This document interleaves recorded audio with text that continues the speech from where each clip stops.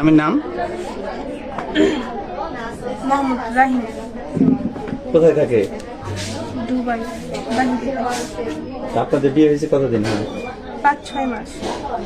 তা আজকে যে ছেলেটার সাথে ঘটনা, সে সাথে পরিচয় কিভাবে, কি হয় আপনার? এমনি কিছু হয় না।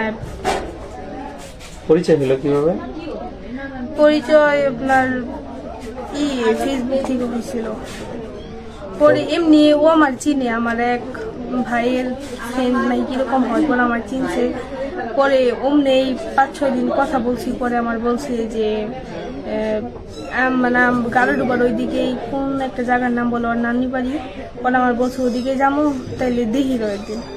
পরে আমি বলছি না, পরে কয় না খালি এমনি। পরে ওই যে বলছিলাম তাহলে দিনের বেলা আইসেন দেখা করবে। পরে কালকে আসছে, কালকে আইসাম।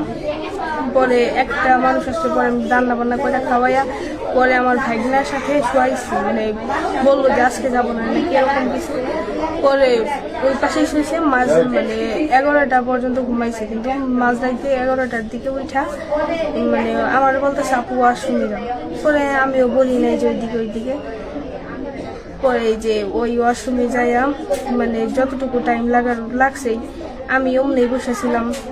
পরে যখন শেষ হয়েছে যাওয়ার সময় দেখে মানে দরজা যখন খুলে তখন দেখে আটকে নাকি ছিল। পরে আমি ভাবলাম যে কি নাকি জাঙ্গালা যে বের হয়ে একটু দরজাটা খুলে দাম বাহিরে যাই। পরে ওই জাঙ্গালা খুলতে যায় মানে পড়ে গেছে গা, মানে সবাই করে ধরছে যে কি নাকি কিসের জন্য। পরে অনেক মারধর করা হয়েছে।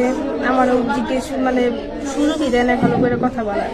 এখন ওই দিক দিয়ে ওরও কোনো দোষ নাই, আমারও না। পরে আমি বললাম তাহলে কি বলবো। পরে এই যে খালাতো ভাই বইলাম আর কি করছি। পরে আমার ফ্যামিলি দেখা আইনা তারপরে যে এগুলা কথাবার্তা হয়েছে।